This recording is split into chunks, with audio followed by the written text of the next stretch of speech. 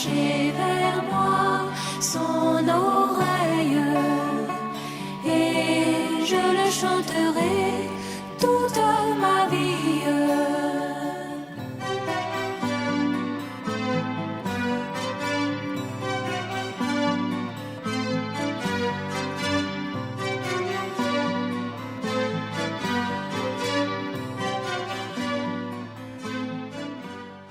Dieu soit loué.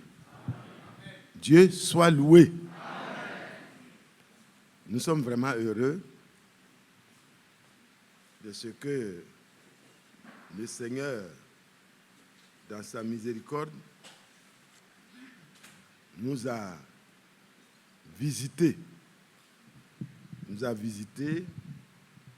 Et ce matin, nous avons entendu des choses encore très, très profondes. C'est beaucoup de points qui ont été abordés et nous devons réécouter encore.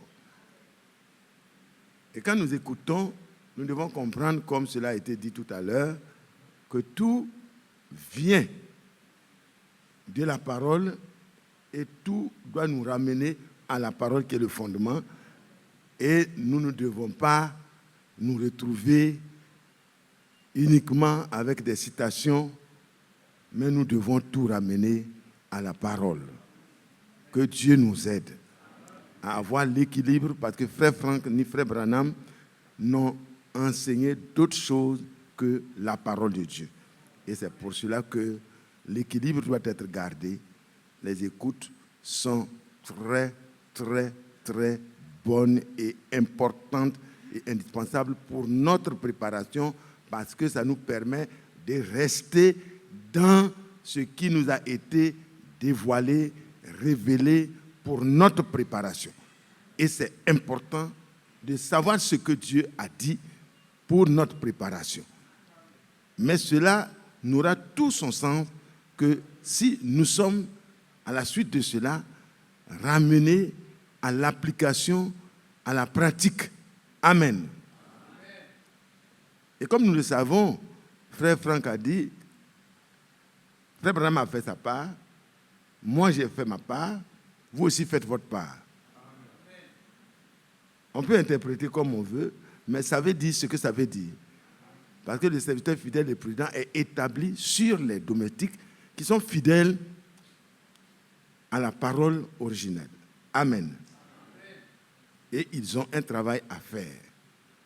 Mais tout doit rester réellement fidèle à ce que Dieu a dévoilé et révélé pour notre préparation. Que Dieu nous garde dans cet équilibre-là. Et nous pouvons aller prendre quelques minutes ce matin encore, et puis nous allons pouvoir laisser la place à la prière, comme ses frères Emmanuel sait bien nous conduire à prier. Il va le faire tout à l'heure.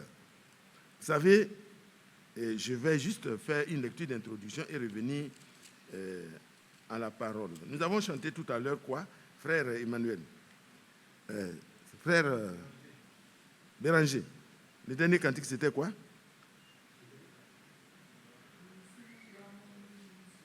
Et l'avant-dernier? Voilà, c'était de celui-là qu'il est question. Alors, chacun de nous doit pouvoir dire ça. Nous sommes heureux et vraiment dépassés. Je crois que Marie de Magdala, quand elle est sortie de la présence de Jésus, elle pouvait peut-être chanter ce cantique-là mieux que nous.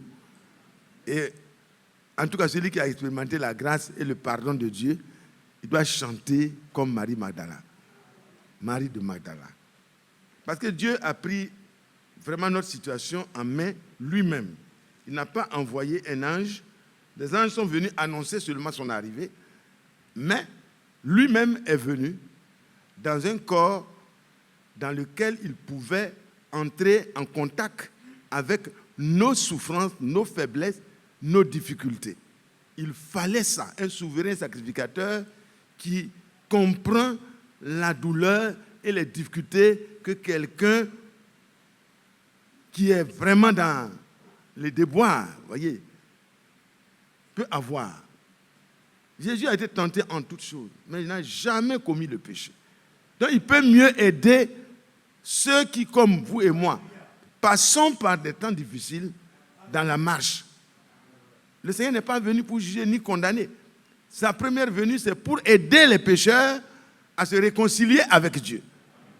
C'est pour ôter le péché par son sacrifice et publier une année de grâce pour que les captifs, les prisonniers, tous retrouvent la liberté et que les enfants de Dieu retrouvent une vie qui est digne de la vie des enfants de Dieu. Nous avons hérité la nature de notre père Adam. Nous devons maintenant, dans la deuxième partie, hériter de la nature de notre Père Céleste. C'est pourquoi vous pouvez dire des prophètes, vous êtes des dieux. Amen. C'était des fils de Dieu déjà dans l'Ancien Testament. L'expression a été utilisée. Et le frère nous en a parlé. Et ils avaient la substance divine en eux, de telle sorte que Dieu voyait dans leur partie intérieure qu'ils étaient de sa nature. Bon, la partie extérieure, le corps mortel, il a dit, vous êtes des dieux, c'est vrai, mais vous mourrez comme des humains. Et ça, c'est normal.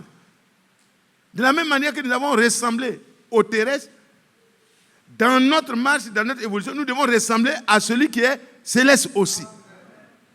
Et ça doit être visible. On ne doit pas trouver des excuses en disant, nous sommes dans la chair, c'est pour ça que ce qui continue d'arriver, continue d'arriver. Non, frère. Nous sommes dans la chair encore, mais à l'intérieur, le divin. Alléluia. Le divin doit primer.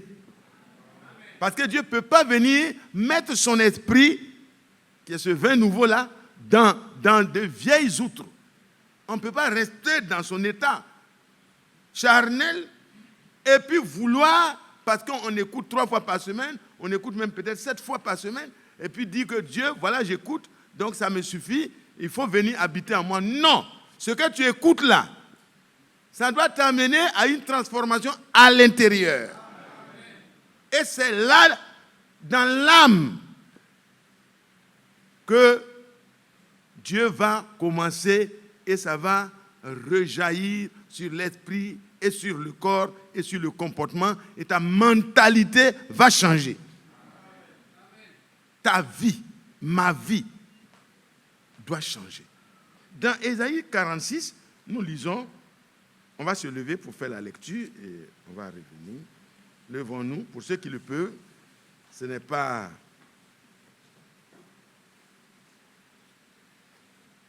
À partir du verset 3,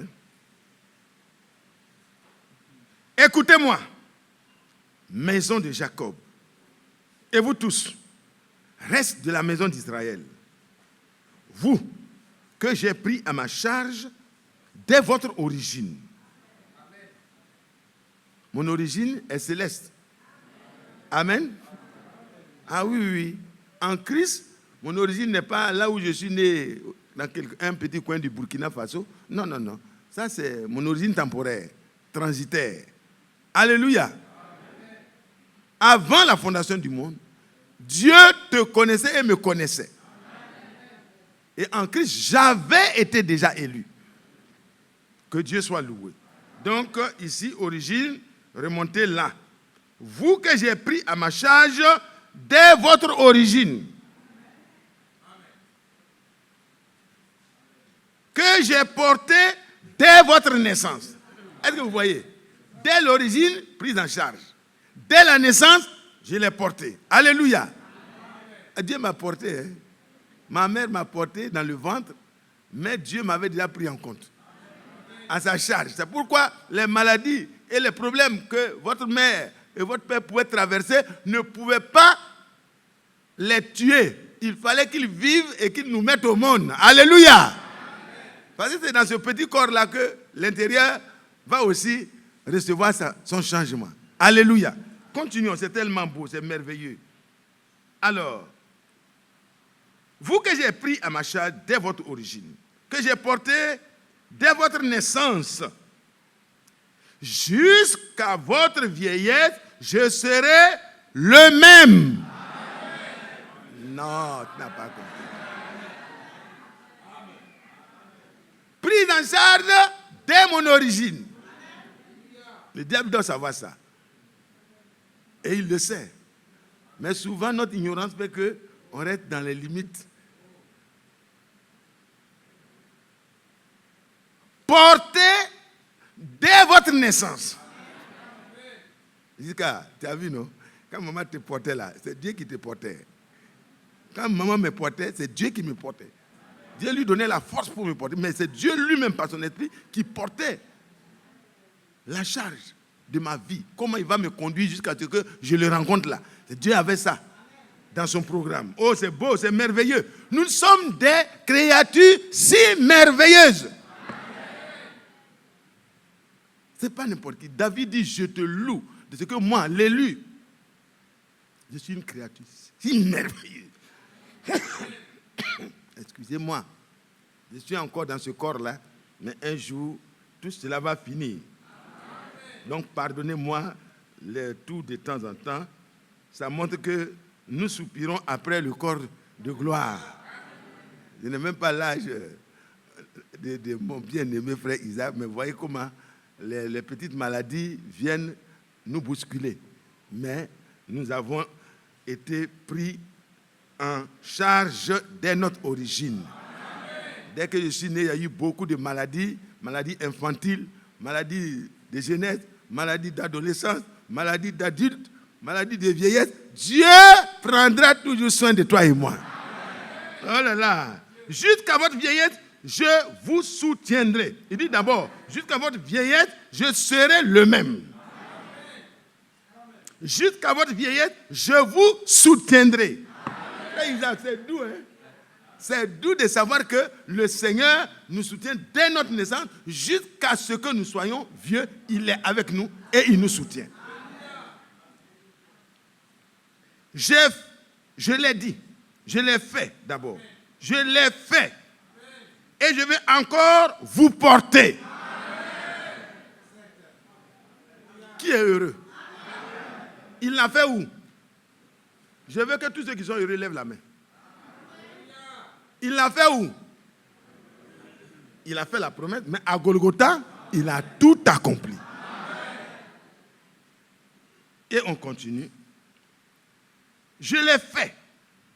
Et je vais encore vous porter, vous soutenir et vous sauver.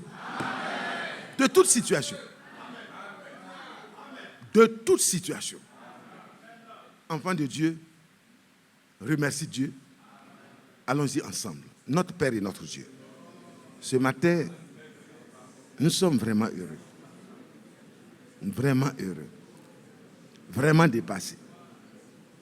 Ce qui était comme un rêve, à la croix, tu l'as réalisé. Tu as libéré les captifs.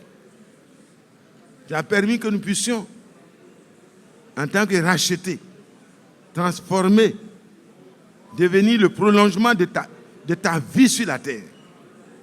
Oh, quelle grâce, quelle bonté, quelle miséricorde, quel secours. Oh, merci. Merci. Merci. Au nom de Jésus-Christ, notre Sauveur. Amen. Amen. Veuillez vous asseoir. Merci.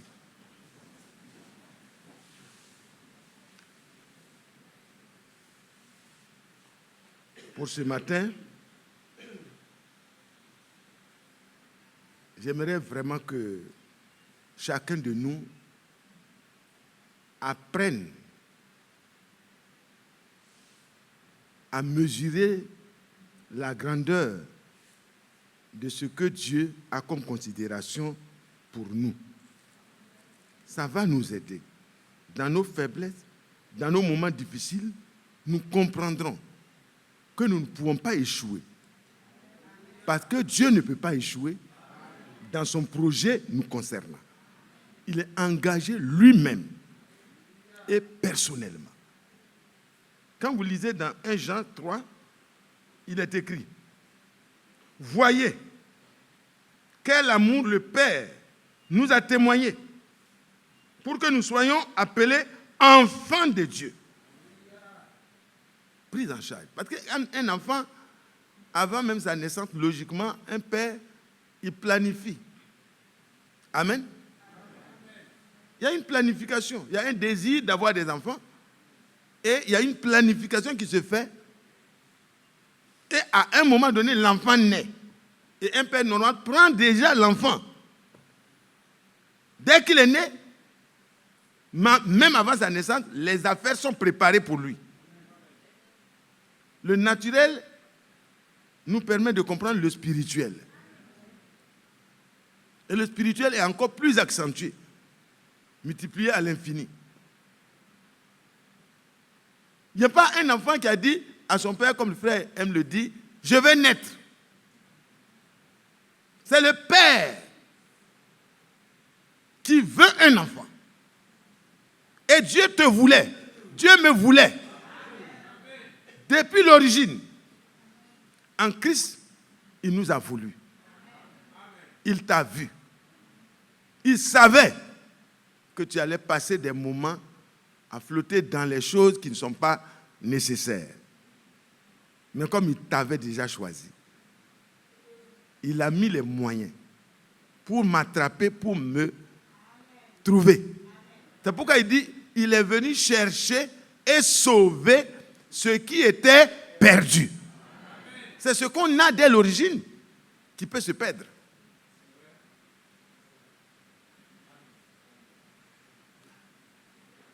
Et Dieu dit ici,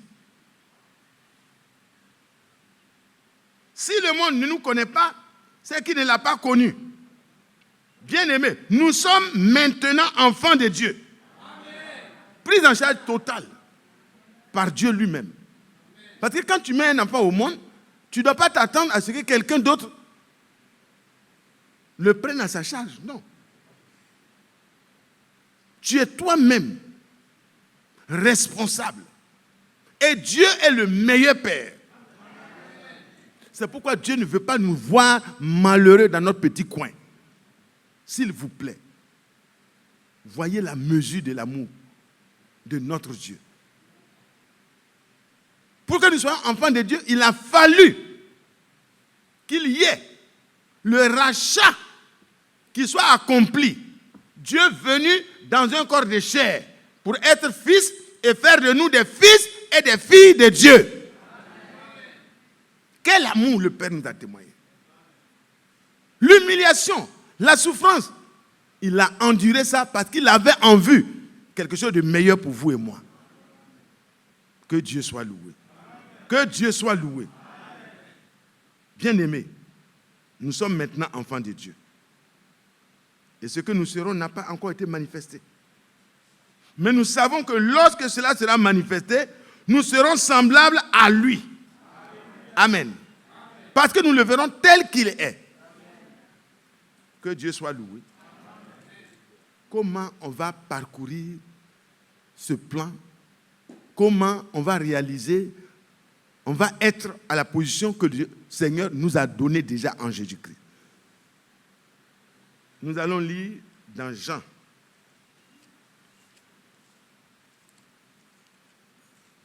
Jean au chapitre 1.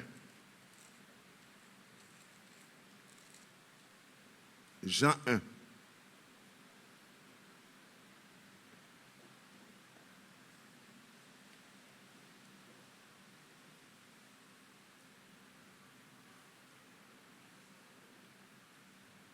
Au commencement était la parole.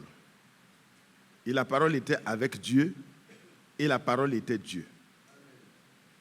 Elle était au commencement avec Dieu. Toutes choses ont été faites par elle. Et rien de ce qui a été fait n'a été fait sans elle. Même la première création, Dieu l'a fait au moyen de la parole.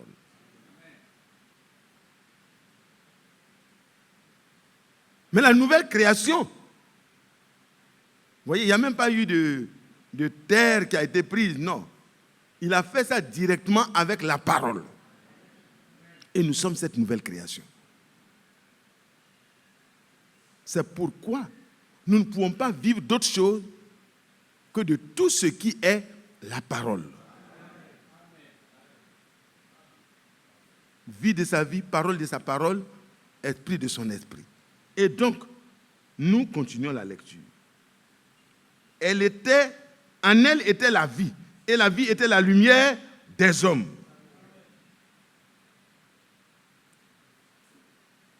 La lumière, lui, dans les ténèbres, et les ténèbres ne l'ont point reçu. Il y eut un homme envoyé de Dieu, son nom était Jean. Il vint pour servir de témoin et pour rendre témoignage à la lumière, la parole, afin que tous crussent par lui. Par la parole qu'il va apporter en tant que mandaté, en tant qu'un homme choisi pour parler de la part de Dieu, alors tous pouvaient croire par lui. Et c'est important de noter ça. Cette véritable, il n'était pas la lumière, mais il parut pour rendre témoignage à la lumière. Cette lumière était la véritable lumière qui, en venant dans le monde, éclaire tout homme. Et dans chaque âge, cette lumière est repositionnée. Et par la grâce de Dieu, dans notre âge, Dieu a envoyé effectivement le prophète et il a donné le sceptre fidèle et prudent pour que nous soyons toujours éclairés par la lumière dans notre temps. Amen. Amen. Que Dieu soit loué. Continuons. Elle était dans le monde et le monde a été fait par lui, par elle, et le monde ne l'a point connue. Elle est venue chez les siens et les siens ne l'ont point reçue. Mais à tous ceux qui l'ont reçue, à ceux qui croient en son nom, elle a donné le pouvoir de devenir enfants de Dieu, lesquels sont nés non du sang, ni de la volonté de la chair, ni de la volonté de l'homme, mais de Dieu. Parce que la première naissance était effectivement de cette manière-là, du sang, de la volonté de la chair et de la volonté de l'homme.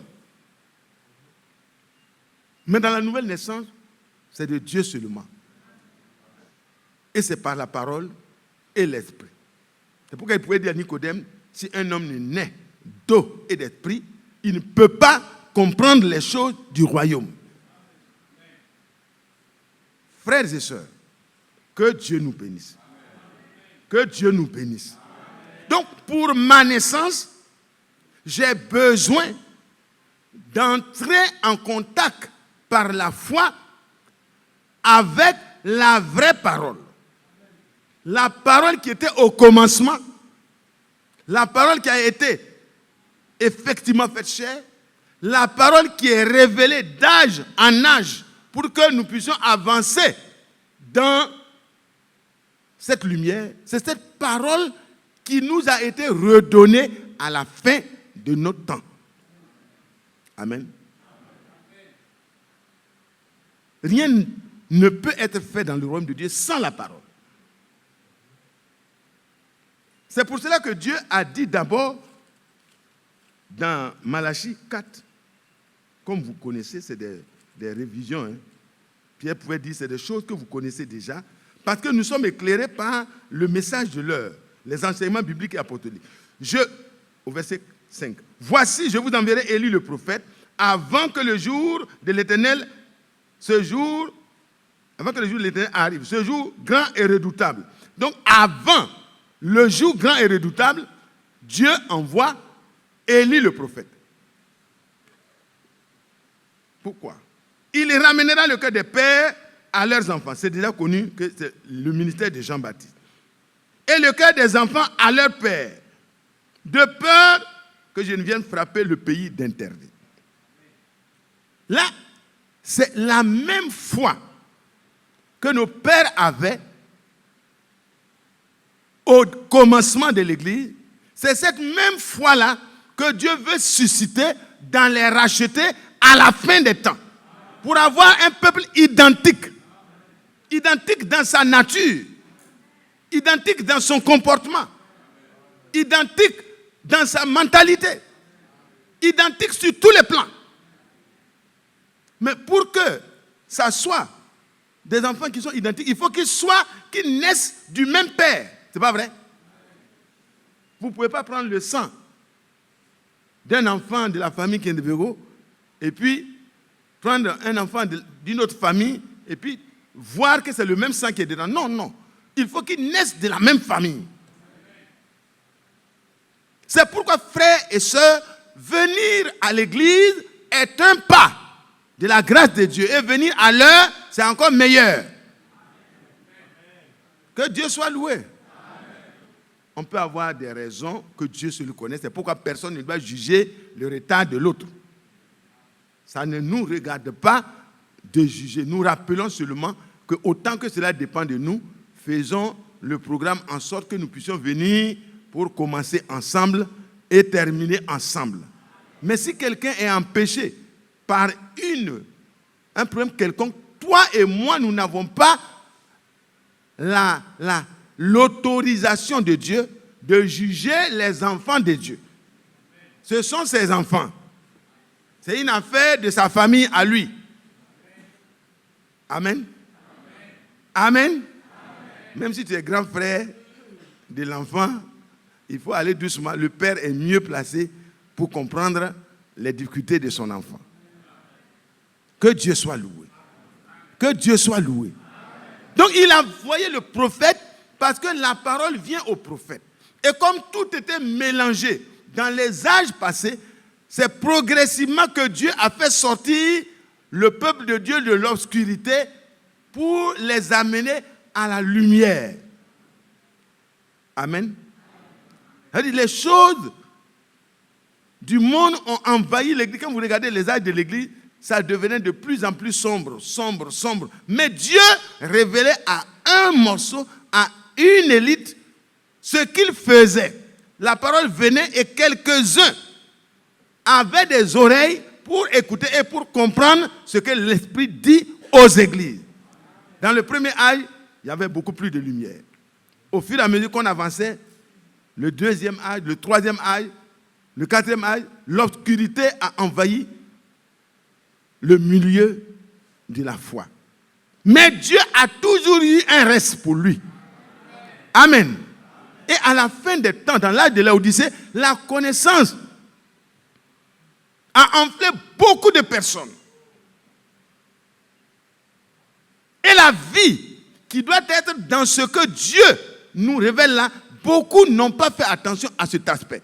Mais la connaissance ne suffit pas. La connaissance doit nous aider à accéder vraiment, par la mise en pratique, à la volonté de Dieu manifestée à l'intérieur de nous. Alors nous allons continuer. Donc Malachie nous parle du retour à la foi de nos pères, au cœur de nos pères. Parce que c'est dans le cœur que la foi s'exprime. Nous avons les autres sens. Mais en ce qui concerne notre âme, c'est la foi ou l'incrédulité. C'est pas vrai? Donc il faut croire dans le cœur. On ne croit pas dans l'esprit. Il faut croire dans le cœur. Et l'esprit est influencé parce que la nature de l'esprit est du côté de l'âme. C'est notre âme qui doit déterminer la nature de notre esprit. Nous avons entendu cet enseignement aussi. Amen. Et notre esprit détermine ce que nous faisons dans les actes de chaque jour. Quelqu'un qui a un esprit perverti, mais il va faire ce que l'esprit perverti l'amène à faire. L'onction peut venir pendant un temps, il peut faire vraiment comme un ange, mais à l'intérieur, comme la nature de son âme n'a pas pu être changée par la parole, alors il réagira selon les circonstances. Pendant l'onction, il va avoir une certaine manière de faire, et quand il sort de là, il va reprendre son comportement naturel. Alors que Dieu nous aide. Que Dieu nous aide. Qu'est-ce que je veux que nous puissions prendre aujourd'hui? Juste, allons-y dans Éphésiens 13. Vous savez que Éphésiens 1, dans les enseignements passés, nous avons suivi l'onction et le sceau. Qui se souvient de ça? le frère Franck a enseigné sur la différence entre l'onction et le sceau. C'est juste cet aspect-là que je vais toucher en quelques minutes et puis on va prier. Au commencement était la parole. C'est la parole qui est la substance divine au moyen duquel Dieu a créé toutes choses. Amen. Aucun changement n'est possible si ce n'est par le moyen de la parole. Parce que l'esprit n'agit que là où la parole est prononcée. Au début de la création, tout était informe et vide. Et l'esprit planait au-dessus des eaux. Mais quand Dieu a commencé à parler au commencement, alors les choses ont commencé à venir à l'existence. De la même manière, Dieu continue. Lisez au verset 13.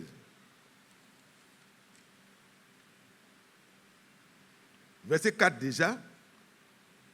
En lui, Dieu nous a élus avant la fondation du monde pour que nous soyons saints et irréprochables devant lui. Irrépréhensibles devant lui. Amen. En Christ, Dieu nous avait déjà votés. Nous sommes les votés de Dieu. On n'a pas été nommés seulement. On a été élus. Vous savez, celui qui est nommé, c'est différent de celui qui a été élu. Et l'élection de Dieu, ce n'est pas pour une mandature. Dieu ne se trompe pas dans son élection. Nous avons été pris en charge dès notre origine et Dieu nous a élus dès notre origine, dès avant la fondation du monde. Avant que la parole n'ait été prononcée, pour que toute la création vienne à l'existence, Dieu avait déjà fait ton élection, toi et moi. Pourquoi vous n'êtes pas heureux?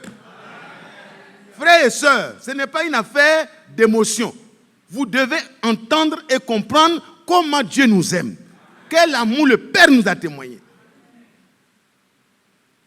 Et quand nous a élus, c'est pour que nous soyons quoi? Saints et irréprochables. Saint d'abord. Dieu seul est saint. Sa parole seule est sainte. Son esprit seul est saint. Et Dieu veut que toi, tu deviennes comme lui. Saint et irréprochable. Est-ce que Dieu peut arriver à ses fins? Est-ce que Dieu peut prendre quelqu'un de pourri comme moi, comme toi, et le rendre saint et irréprochable? Oui. Ce que le puissant avait pris là, le tout-puissant peut délivrer. Il peut rendre ce qu'il veut comme il veut. Donc nous continuons jusqu'au verset 11. En lui, nous sommes aussi devenus héritiers, ayant été prédestinés suivant la résolution de celui qui opère toutes choses d'après le conseil de sa volonté. Est-ce que ça ne vous dit pas quelque chose? Nous sommes devenus héritiers. Les prédestinés que nous sommes, quand nous sommes nés de lui, nous sommes devenus héritiers par la naissance. Nous ne sommes pas nés d'un père et d'une mère seulement. Ça nous donne un petit héritage. Si ton père n'est pas riche, tu n'auras pas d'héritage sur la terre. Mais celui qui est né de Dieu a un héritage garanti. Enfant de Dieu, sois heureux. Tu peux ne pas avoir une voiture. Tu peux ne pas avoir une maison. Tu peux ne pas avoir une forêt. Tes parents peuvent ne pas être des propriétaires terriens. Tout ça, c'est pour le petit temps de naissance de transition. Maintenant, par ta naissance d'en haut, si tu es né vraiment d'en haut, Dieu étant le propriétaire de tout, tu deviens l'héritier de tout. Non, les enfants de Dieu ne sont pas heureux. Je ne vous dis pas de dire amen, hein, mais moi je dis amen. Amen. Je suis héritier. Il continue. Et il n'a pas décidé de faire de moi l'héritier avec un conseil de famille. Amen. Amen. C'est d'après le conseil de sa volonté. Amen. Donc, il n'y aura pas de destitution parce qu'il a décidé en connaissance de cause. Il connaissait déjà tout le cheminement, les difficultés que tu allais avoir sur le chemin. Néanmoins, comme il est capable d'achever ce qu'il a commencé, il t'a choisi. Il t'a élu. Mais pas pour que tu continues de faire comme tu veux. C'est pourquoi l'habillement des femmes, des sœurs en Christ, a été touché. Amen. L'habillement des frères aussi, ça n'a pas été touché, mais les frères, pardon. Soyons très modestes dans notre habillement aussi. Pas d'extravagance. Parce que nous sommes les héritiers de Dieu. Quand on marche, Dieu doit se sentir content. Il doit pouvoir dire, voici mon fils bien-aimé, ma fille bien-aimée, en qui je trouve tout mon bon plaisir. Dieu soit loué. Continuons pour arriver au point culminant. Donc, vous et moi, nous sommes, d'après le conseil que Dieu a tenu, dans sa propre volonté, il nous a fait héritiers. Héritiers de Dieu, co-héritiers de Christ.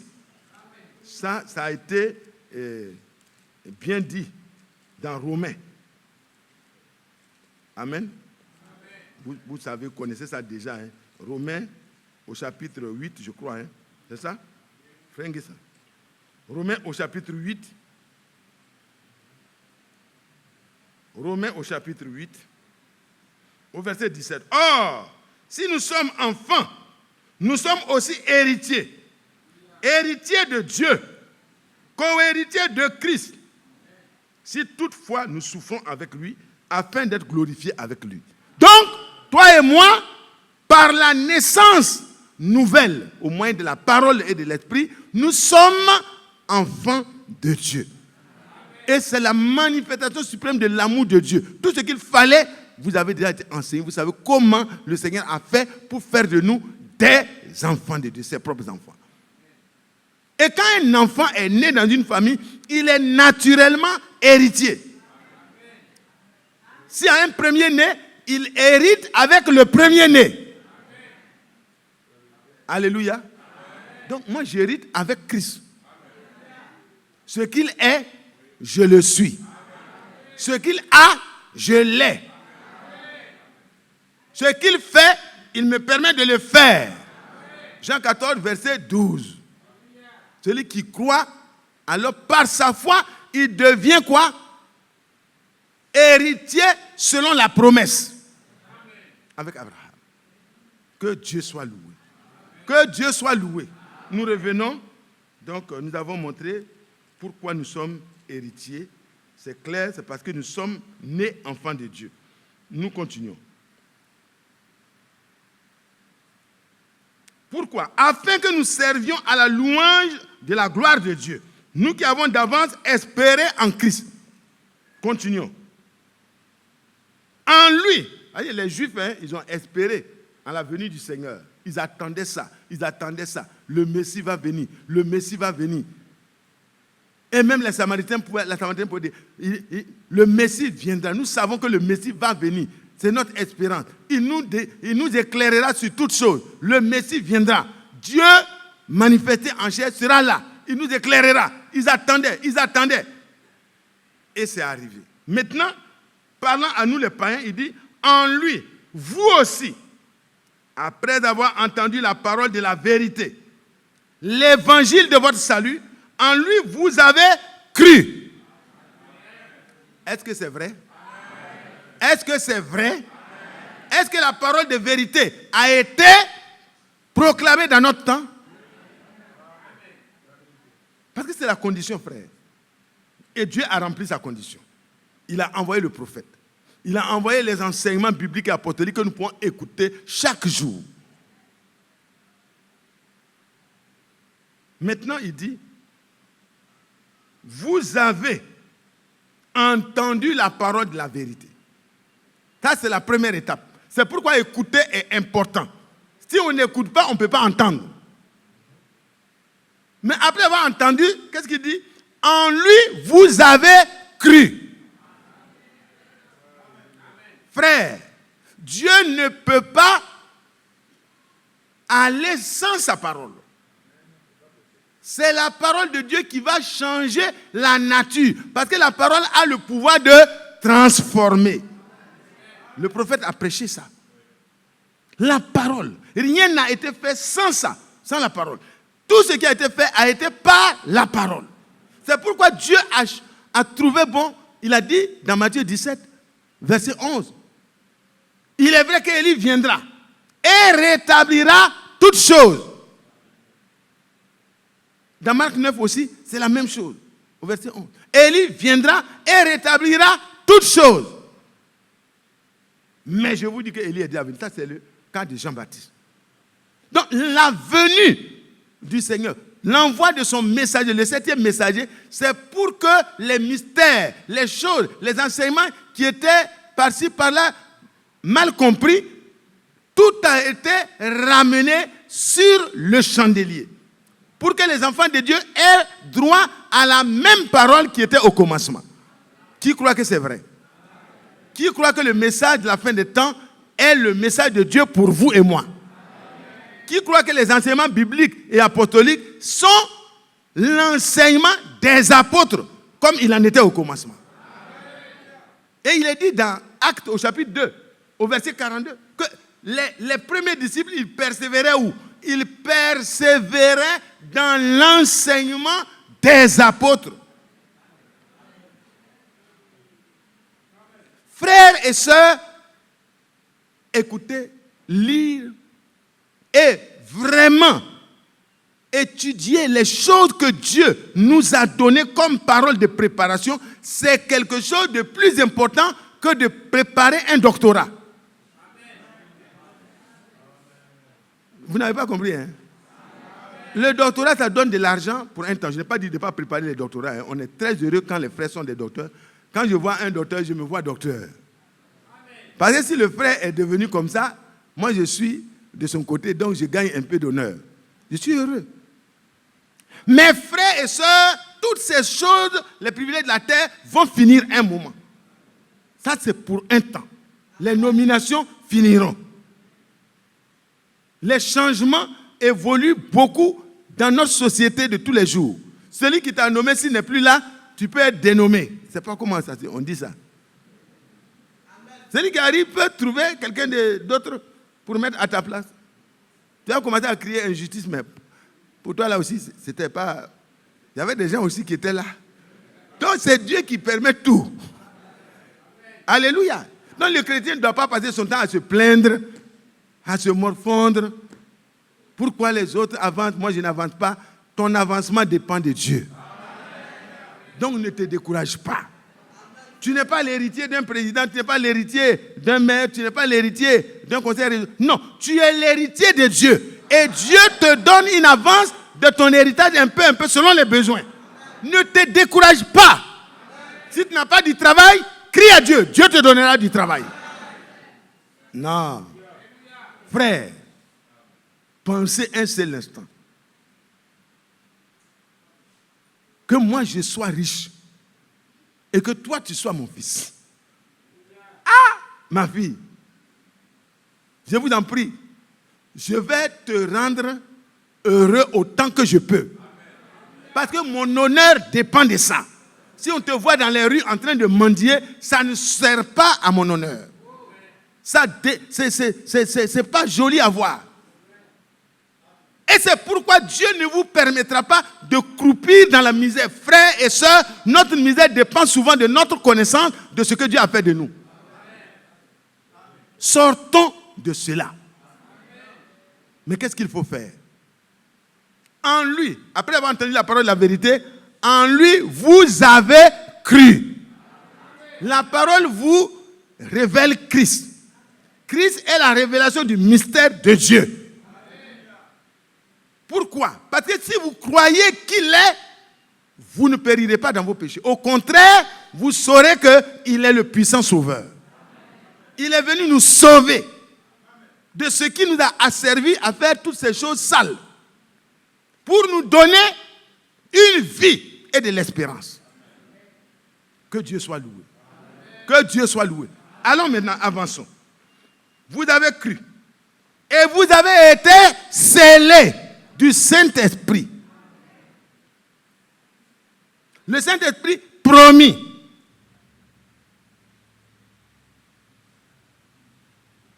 Lequel, ce Saint-Esprit promis dans le sceau que vous recevez, est le gage, c'est la garantie, c'est la preuve, c'est le reçu.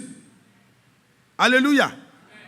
Payé avant d'être livré. Alléluia. C'est déjà payé. Le Seigneur a payé. Il te donne le reçu pour que tu saches que tu as droit.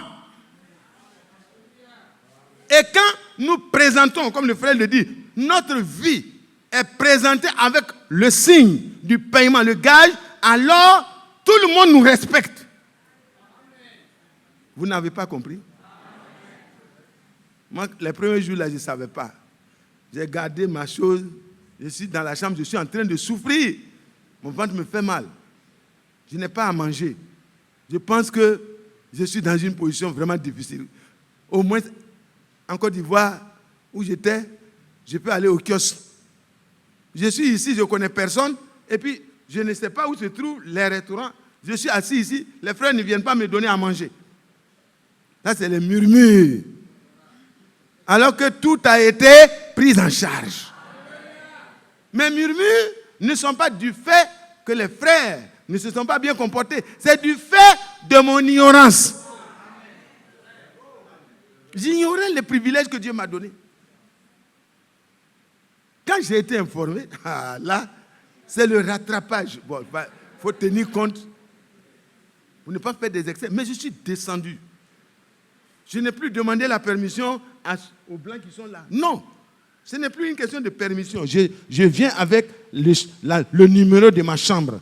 J'arrive avec le numéro de ma chambre. Tout est déjà dedans. Dans les registres, tout est déjà dedans. Le nom de la chambre indique qui et qu'est-ce qui a été payé. Et pour moi, tout a été payé. Donc, j'arrive. Les blancs, tout était des blancs. J'arrive, moi, petit négro, je suis habillé pas en veste, hein, c'est en chemise de... Et on me dit, où allez-vous? C'est en anglais, donc comme vous ne comprenez pas anglais, je parle en français. Excusez-moi, c'est pour vous détendre un peu. Donc, j'ai répondu en anglais. Je ne vous dirai pas comment j'ai répondu. Alors, jusqu'à que Dieu te bénisse. Avant de partir, prenez les éléments élémentaires. Que Dieu vous bénisse. Que Dieu vous bénisse. J'ai présenté. Et quand la dame a regardé, elle a regardé dans le registre. Alléluia! Mon nom est dans le registre de Dieu depuis avant la fondation du monde. C'était déjà écrit. Ce n'est pas ce matin-là que ça venait d'être écrit. Hein. C'était déjà écrit. Donc je suis arrivé, ils ont regardé mon reçu, ils ont regardé les registres. Ils disent, oui, monsieur, nous sommes à votre disposition. Servez-vous partout, partout où vous voulez. Et les blanches là étaient là, j'ai dit, ouais. Bon, c'est pour vous dire, il y a des choses que nous sommes en train de nous traînons parce que nous ne savons pas que Dieu nous a pris à sa charge. Il nous a prédestinés à être saints et irréprochables. Les comportements répréhensibles là, c'est souvent parce qu'on vit dans les basses sphères de la vie. J'allais sortir, commencer à demander, c'est pas joli. Les frères vont me trouver en ville en train de demander. C'est pas joli. Moi, frère, tu as mangé? Le matin, tu as bien mangé? Il dit, non, je n'ai pas mangé, vous n'avez pas montré où se trouve le kiosque. Il dit, quoi? Frère, tout ce qui est en bas, c'est pour toi. Tu te sers autant que je veux. Quand je suis descendu, je suis allé, je prends ici, je prends un peu, je prends ici, je prends un peu. Je vais prendre un peu pour savoir ce que je vais prendre désormais. J'ai goûté à presque tout. Un peu. Il ne faut pas remplir tout. Et puis je dis, ok, je sais maintenant qu'est-ce que je vais manger demain matin. Est-ce que vous comprenez? Tout dans le royaume de Dieu est à ta disposition. La seule chose que Dieu attend de toi, c'est que tu te conformes à sa parole. Alléluia. Quand tu as été élu par Dieu, invité par Dieu, Dieu ne demande pas que quelqu'un vienne t'aider. Lui-même, il va t'aider. Mariage, il va t'aider. Enfant, il va t'aider. Travail, il va t'aider. Tout ce que tu peux citer qui fait partie de la liste, les cahiers de charges de Dieu, là, Dieu les remplit toujours. Le contrat, C'est avec des cahiers de charges, non? C'est comme ça on dit, non? Amen. Oh, c'est beau, hein? Continuons. Allons-y dans Acte 10. Non. J'ai noté quelques points. On va lire ça rapidement. Oh, mais là, il reste quelques minutes. Allons-y. Acte 10.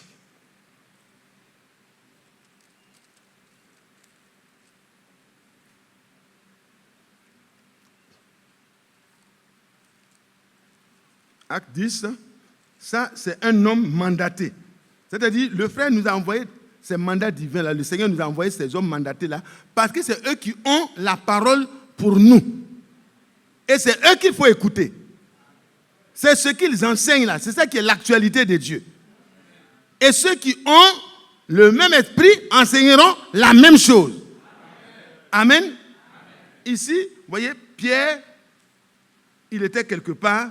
Et Dieu envoie son ange chez notre frère Corneille. Que Dieu soit loué. Que Dieu soit loué. Amen. Au chapitre 10, le verset 7.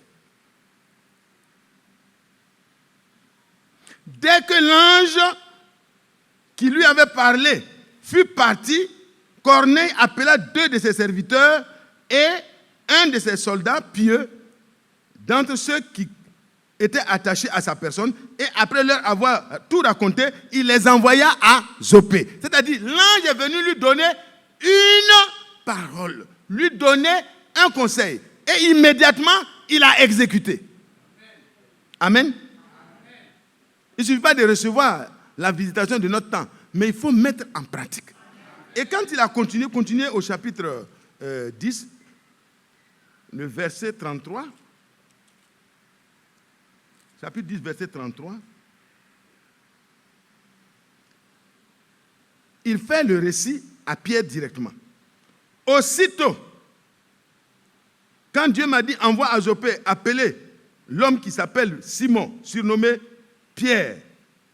Il est logé dans la maison de Simon, corroyeur près de la mer. Dieu donne les adresses exactes, comme dans le ministère de Frère Franck, Frère Branham du moins, où le ministère, voyez, du Fils de l'homme est manifesté. Les choses sont précises. Aussitôt, j'ai envoyé vers toi et tu as bien fait de venir. Maintenant, donc, nous sommes tous devant Dieu pour entendre ce que le Seigneur t'a ordonné de nous dire. Entendre quoi? Ce que le Seigneur t'a ordonné de nous dire. Et dans un autre rapport, il dit, qui te dira des choses par lesquelles tu seras sauvé, toi et ta famille. Amen. Donc la parole de Dieu était dans la bouche de l'homme qui l'a mandaté pour que ceux qui écoutent et qui croient puissent recevoir ce que Dieu a prévu. Allons au verset 43.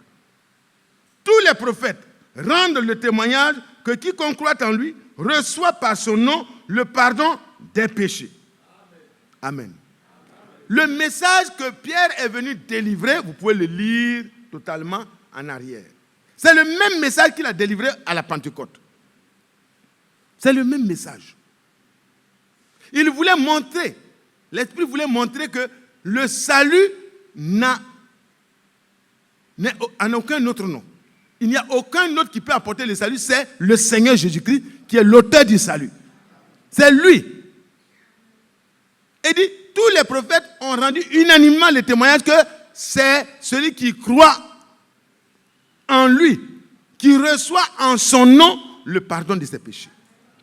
Quand cela a été dit, frère, immédiatement au verset 44, comme Pierre prononçait encore ces mots, le Saint-Esprit descendit sur tous ceux qui écoutaient la parole. Frère, le Saint-Esprit n'est pas descendu sur ces personnes-là avant. Ils avaient une piété, ils avaient des prières, ils avaient des aumônes, ils avaient des choses qui étaient vraiment religieusement bien. Mais quand le message envoyé par Dieu, au travers de celui qui l'a mandaté, est arrivé, ils ont dit que nous sommes tous ici pour entendre pour écouter ce que Dieu t'a donné pour notre salut, pour notre préparation.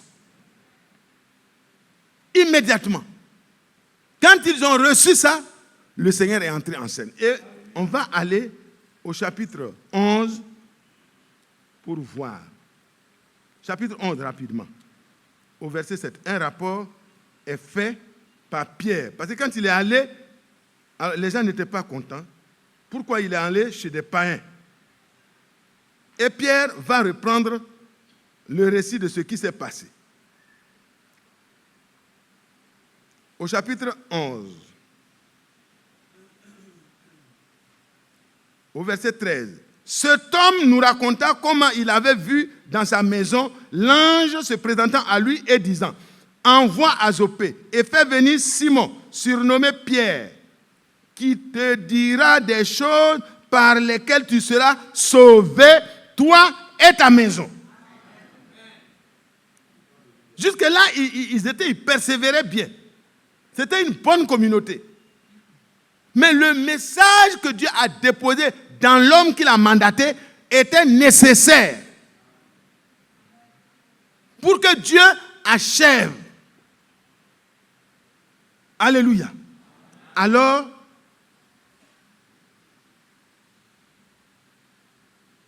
nous lisons la suite. Lorsque je me fus mis à parler, lorsque ils se sont mis à écouter, alléluia. Lorsque je me suis mis à parler, mais sous-entendu aussi, lorsqu'ils se sont mis à écouter en même temps aussi. Donc, le fait que Dieu parle est important. Mais le fait d'écouter ce que Dieu parle est très important pour toi individuellement et pour moi individuellement. Nous devons écouter et réécouter. Que Dieu soit loué.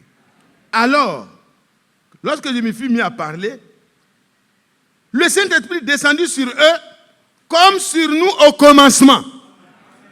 Le Saint-Esprit est descendu où? Là où la parole a été reçue. Elle a été écoutée, elle a été reçue. Parce qu'ils ont cru. Quand la parole ne rencontre pas la foi, elle ne peut pas produire un effet quelconque. C'est pas vrai? Mais la parole sera toujours avec effet immédiat pour ceux qui croient. Je suis vers la fin, hein. Suivez bien. Je vais m'arrêter à tout moment. Suivez bien, s'il vous plaît.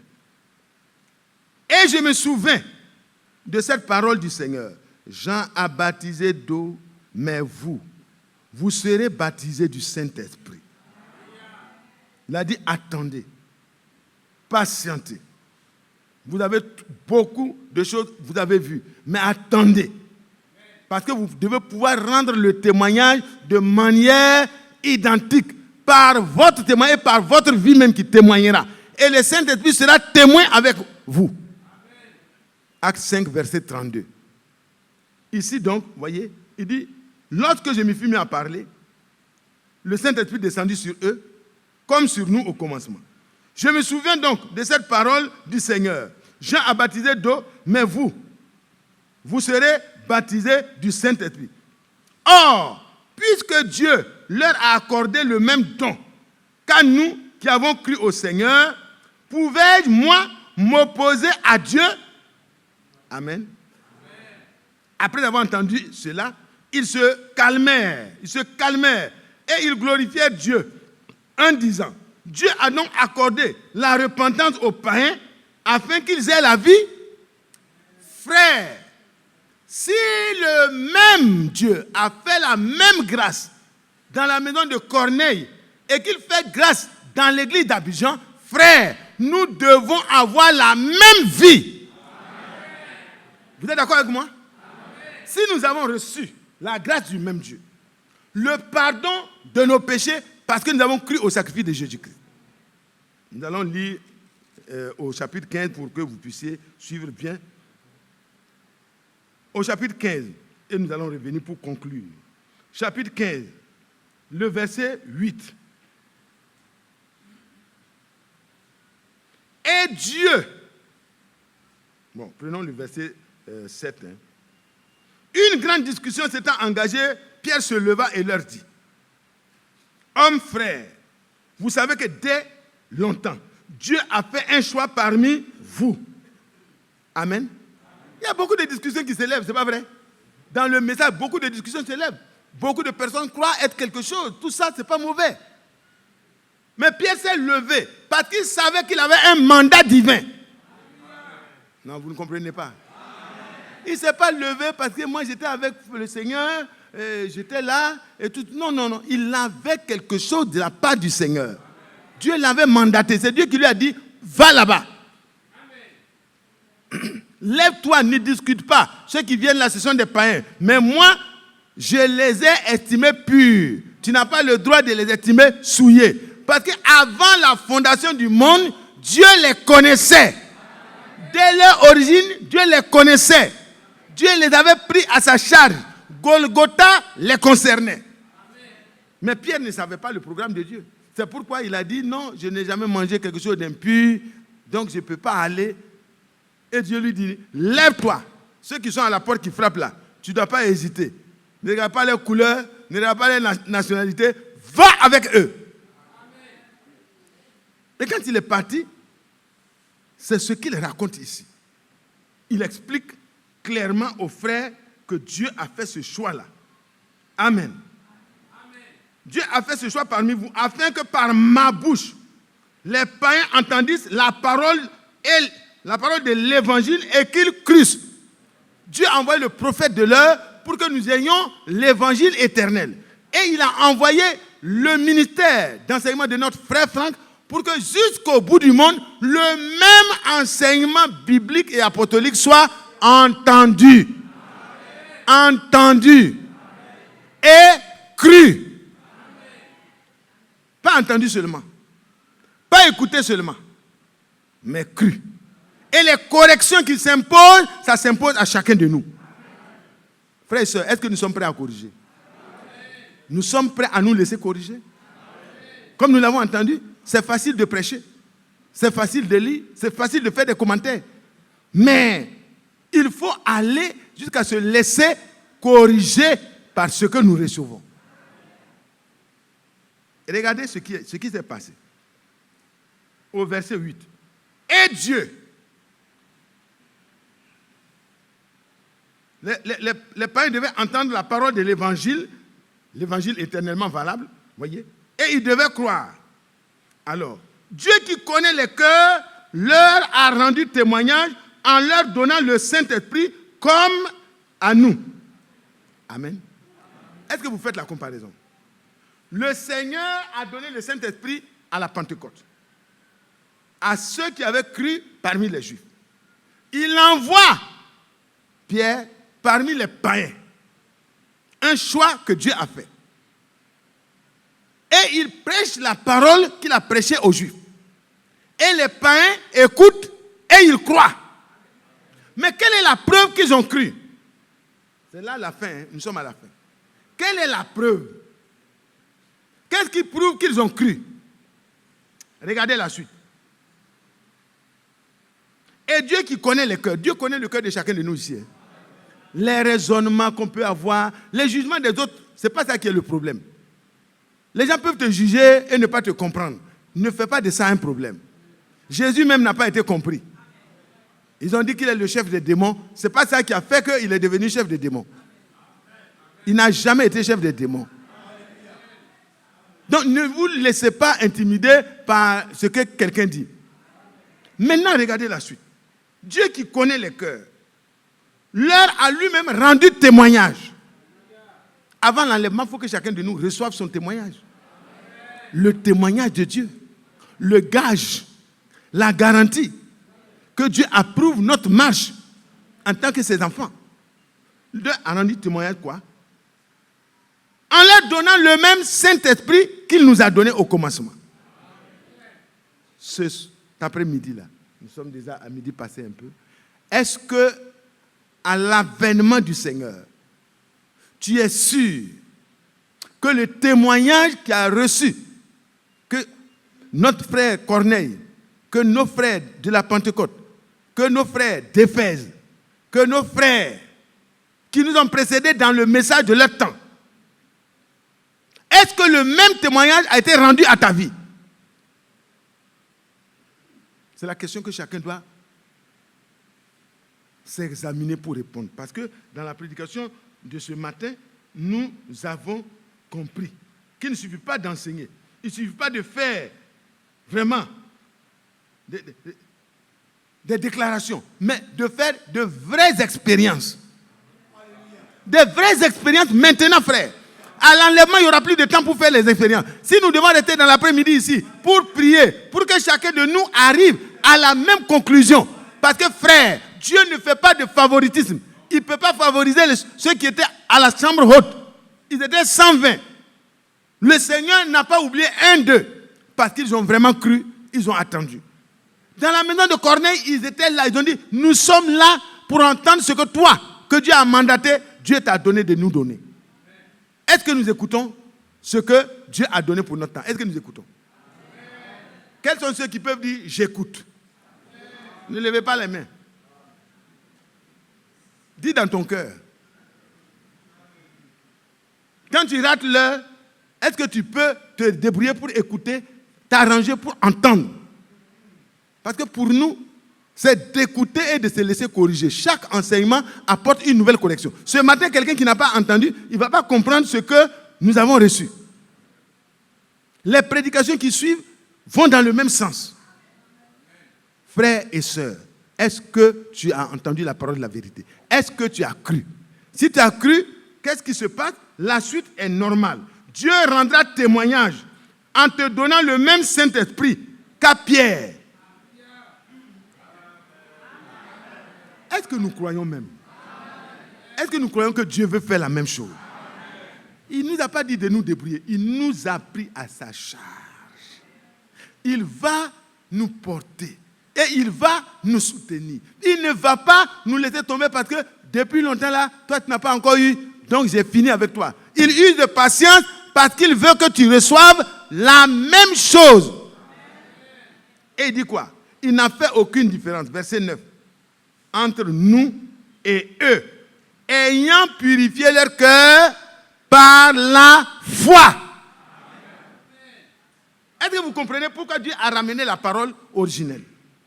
Parce que c'est la parole qui te permet d'avoir la vraie foi. Tu croiras que le sacrifice de Jésus-Christ est suffisant pour ôter ton péché, pour faire disparaître tes imperfections. Tu crois, ça va s'accomplir comme ça. Tu n'auras pas des excuses chaque fois. Dieu te donnera de devenir ce que Jésus est. Parce que dans Romains 8, au verset 29, il a dit que nous sommes prédestinés à être semblables à l'image de son Fils. Le même Dieu fera les mêmes enfants qui ressembleront au premier-né. Amen. À quoi ressembles-tu? 2 Corinthiens 13, verset 5. Examinons-nous nous-mêmes pour voir à qui nous ressemblons. Par la naissance naturelle, tu ressembles à ton père, c'est correct. Mais la nouvelle naissance doit te faire ressembler à ton Père céleste. Romains 8, verset 9. Si quelqu'un n'a pas l'esprit de Christ, il ne lui appartient pas. Au verset 11. Et si l'esprit de celui qui a reçu de Christ d'entre les morts habite maintenant en toi et moi, pas une onction, mais il doit habiter dans ton âme. Qu'est-ce que Dieu va sceller? Il va sceller le contenu divin. Il va sceller la substance divine. Il va sceller la parole que tu as reçue. Il va sceller la correction dans son ensemble.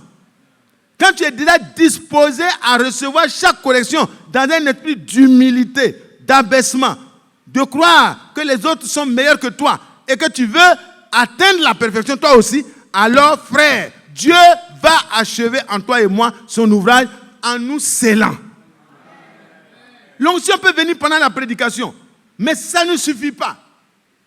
Il faut qu'à l'intérieur, notre homme intérieur connaisse un changement réel, une nouvelle nature.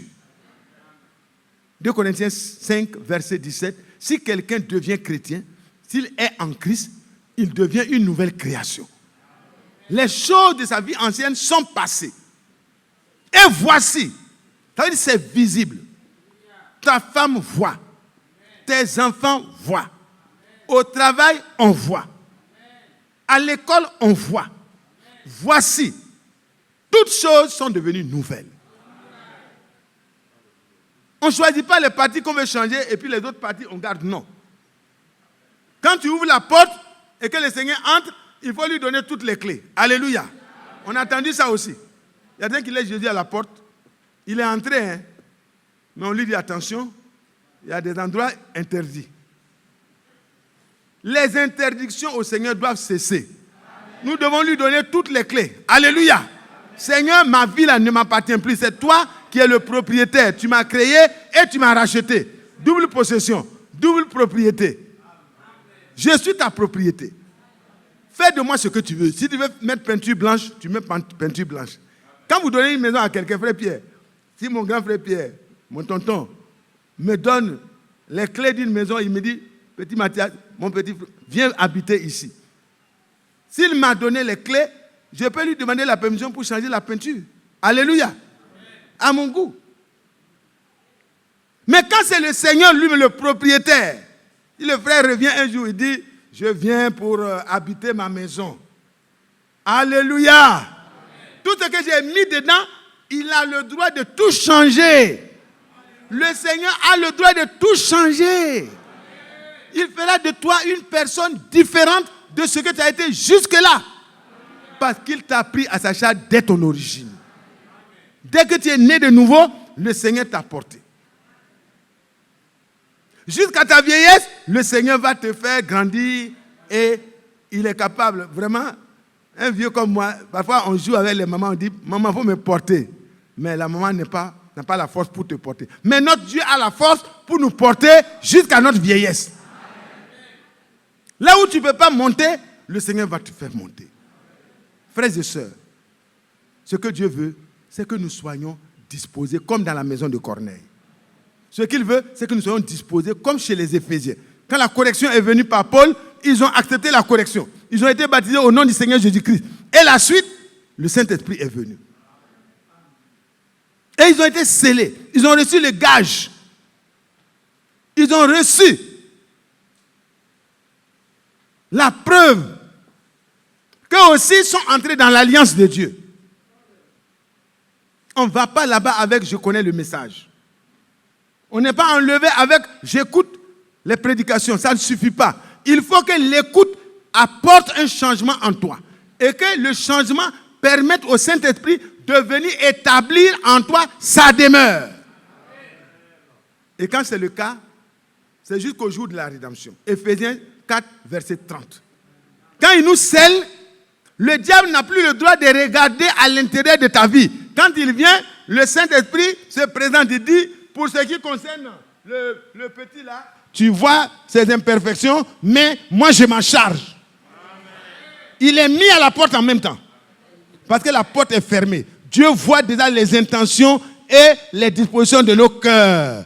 Et si tout est normal, il peut déjà nous sceller dès maintenant. Parce que Dieu n'est pas surpris par ce que tu vas développer comme comportement. Amen. Alléluia. Amen.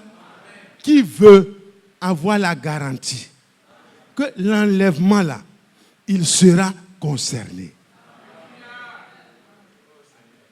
La garantie, c'est maintenant. Et les moyens, quand tu lis dans Jean 14, le verset 23 et 24, il dit que la parole de Dieu, celui qui m'aime là, il garde mes commandements, il garde ma parole, il garde ce que j'ai enseigné. Alors, le Père et moi, le Père l'aimera. Et nous viendrons et nous ferons notre demeure à l'intérieur de lui, chez lui. Amen. Si nous voulons, frère, que chacun s'examine. Dans les rapports avec ta femme, il y a des corrections à faire. Dans les rapports avec ton mari, il y a des corrections à faire. Ce n'est pas ton mari qui exige ça, c'est ta préparation qui exige ça. En tant que jeune fille, il y a des corrections à faire. Il y a trop de bavardage et de commérage parmi nous. tout ça, ça doit être corrigé. On parle de tout et de rien. Mais avec ça, vous voulez que Dieu vienne sceller quoi? Il va venir sceller les réseaux sociaux en nous. Dieu va venir sceller les informations générales qu'on a emmagasinées dans la tête? Non. Dieu veut trouver en toi la parole qui a trouvé de la place. Et si la parole trouve de la place, il y aura une correction. Parce que la parole a le pouvoir de transformer. Que Dieu te bénisse. Qu'il te fortifie. Qu'il m'aide. Qu'il t'aide. À peine 1 heure de temps, tu penses qu'on va s'arrêter. Ça suffit. Dieu veut sceller. L'onction ne suffit pas. Il faut le sceau. Le sceau n'est appliqué que là où il y a le contenu divin de la parole, la substance divine de la parole. Et quand Dieu voit ça, il voit déjà les dispositions que tu as vis-à-vis de la parole.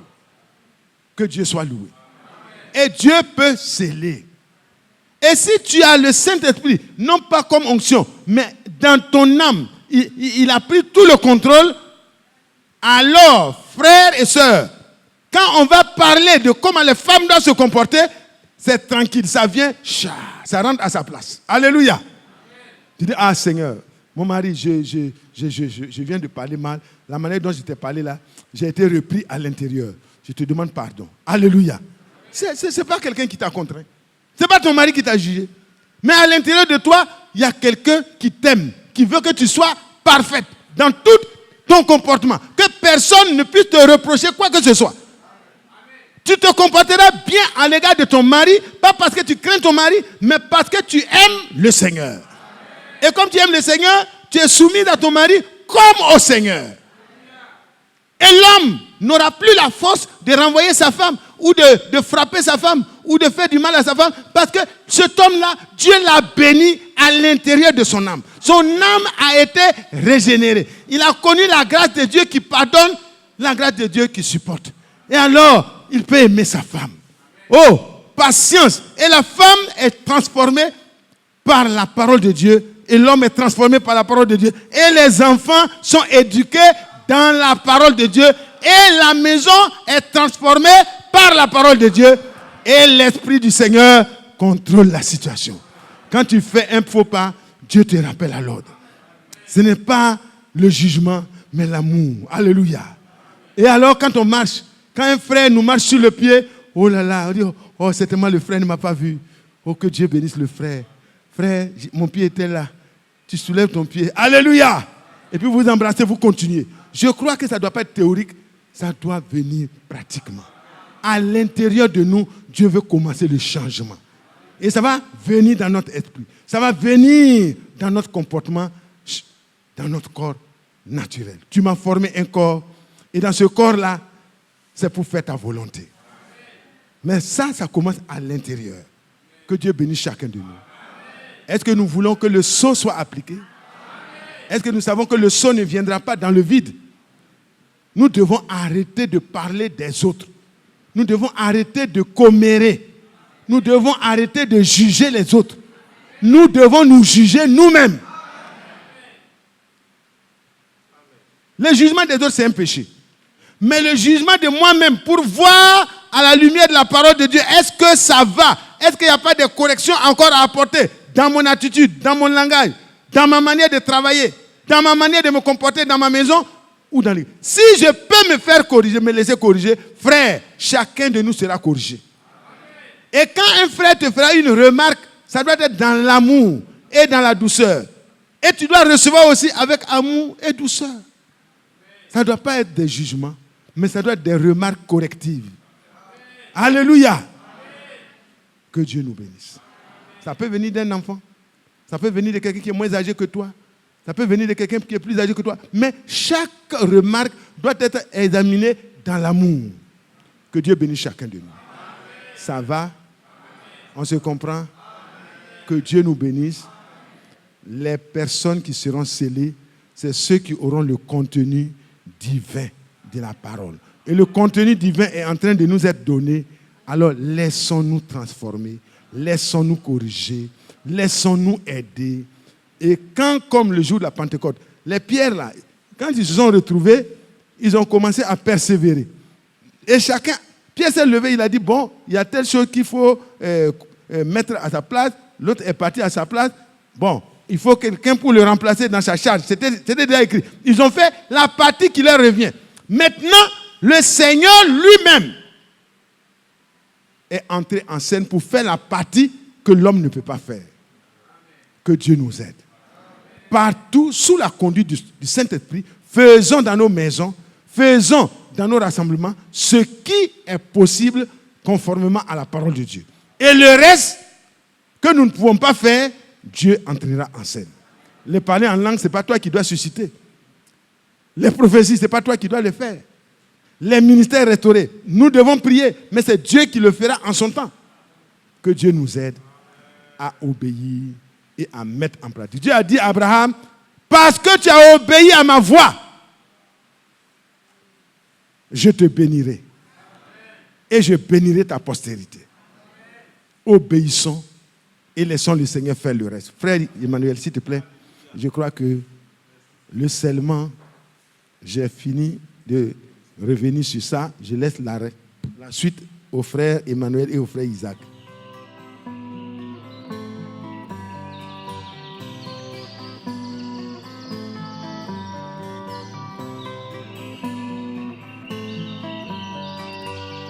J'aime l'Éternel, car il entend ma voix. Il a penché vers moi son oreille, et je le chanterai